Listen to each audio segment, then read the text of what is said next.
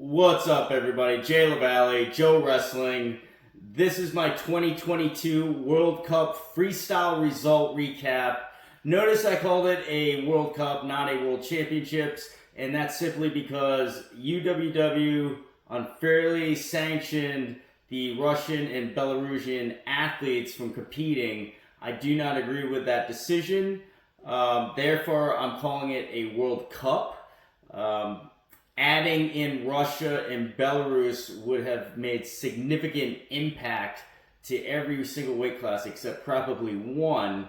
And I'm going to show you right here as if they were in the event themselves and how I see the event going if Russia was actually in the event. Couple things here. I got kind of beat up on Twitter over a couple of opinions that were not popular. And I'm okay with that. I live by my word, and, my opinion is mine. Nobody can take it away from me. However, the worst response that could ever come out of anything regarding my opinion is that I'm not an American. I was born in South Korea. I was raised in the United States, and I'm a U.S. citizen. I am an American. And for someone to say because my opinion is very different than theirs, or that it doesn't align with everybody else who's jumping on the American bandwagon, that doesn't make me any less of an American. And so I want to make that very clear that saying something like that is very insulting. It's very ignorant.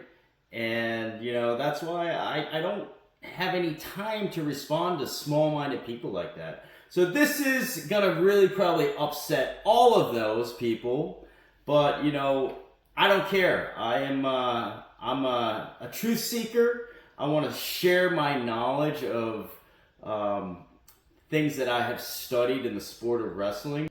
I'm not really a fan. I study the sport, I teach the sport, and I think people don't like that. They are fans themselves. They probably want me to join their bandwagon of fandom, and it's just not my style. So they're probably not going to like this. I don't care. Okay, here we go. 57 kilograms. Zelimkhan Abakarov of Albania. He's actually Chechen from the Russian Republic. He won the event at 57 kilograms. He beat Thomas Gilman. I actually predicted Thomas Gilman to win the World Championships. Abakarov has done freestyle and Greco. He is very proficient in both styles. So it's not surprising that he would come out and beat Gilman. I just didn't see it coming, to be honest with you. However, he is a Russian-born athlete. If Russia was in this weight class, Zaur Uyev of Dagestan, if he was in this weight class, he would shake up the entire weight. I think the United States had 3 actual participants.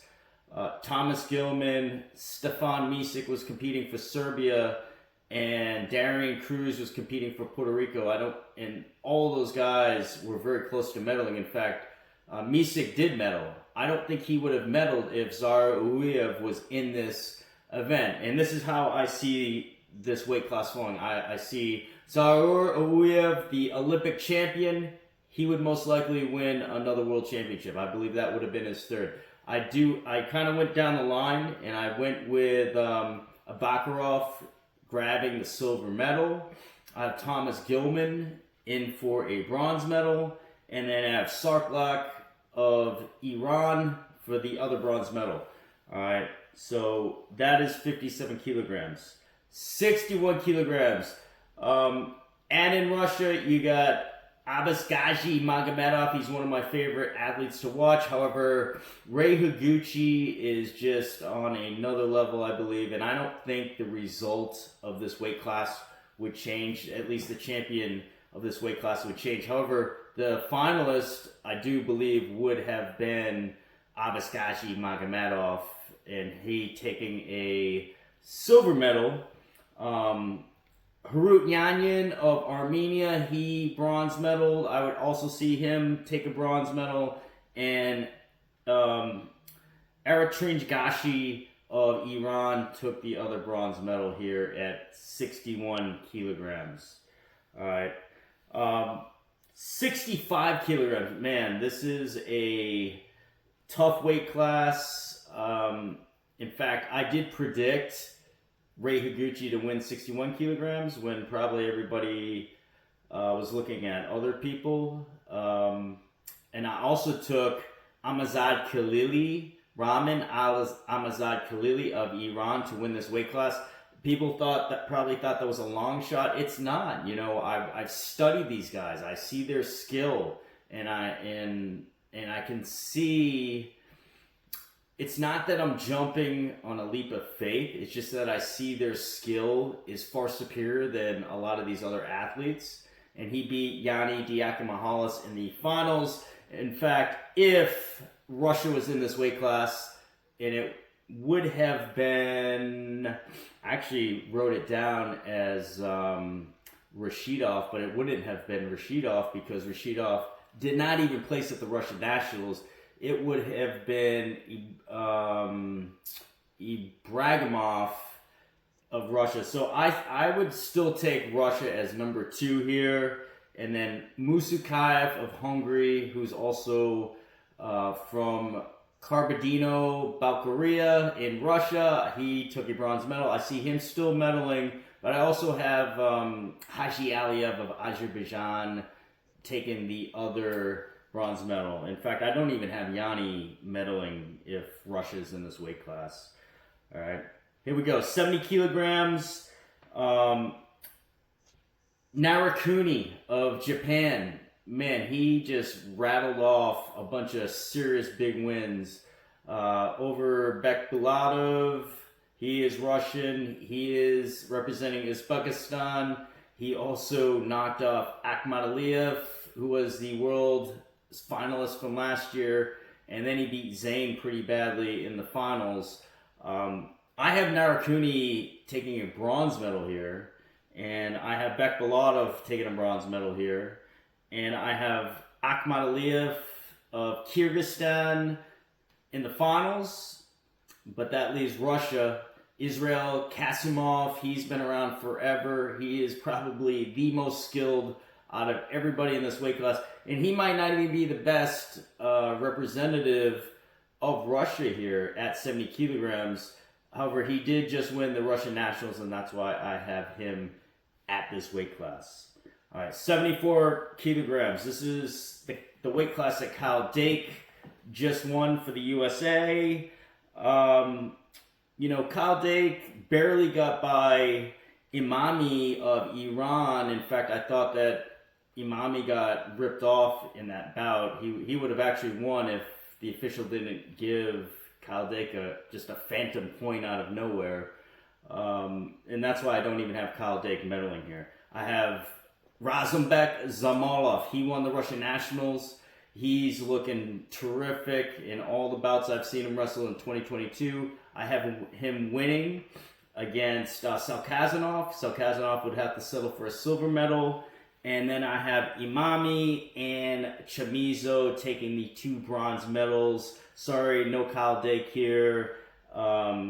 If the officials want to get involved, then they're going to have to get involved with my decisions here. All right, 79 kilograms. This is a big one because two Russians are missing from this weight class, including Malik Shavayev. He's also Kabardino, Balkarian, and then we're missing the Dagestani Kadi Magomedov. He's representing Belarus at the moment. I actually have those 2 in the finals. I don't have Jordan Burroughs there. I believe both of those guys would take out Jordan Burroughs. And I know both of those guys would want to wrestle Jordan Burroughs hands down. I do have Burroughs taking a bronze medal. I also have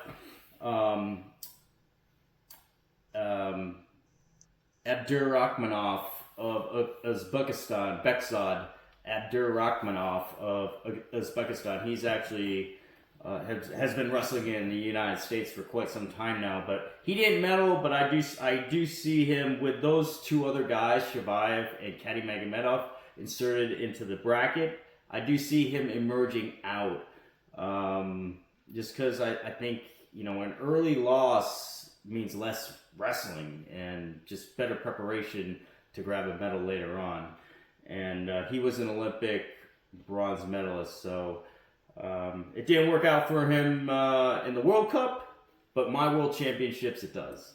All right, 86 kilograms. Now this is the big one that was hyped up, and you know, I did take Hassan Yazdani to win this over David Taylor, just because I you know, not that I didn't have faith in David Taylor. I think David Taylor is a phenomenal wrestler. I just didn't think he was going to make the adjustments that he did. And the main adjustment, if you watch the bout, and I need to go kind of break it down again because I've broken down all their bouts at this point. This was number 5.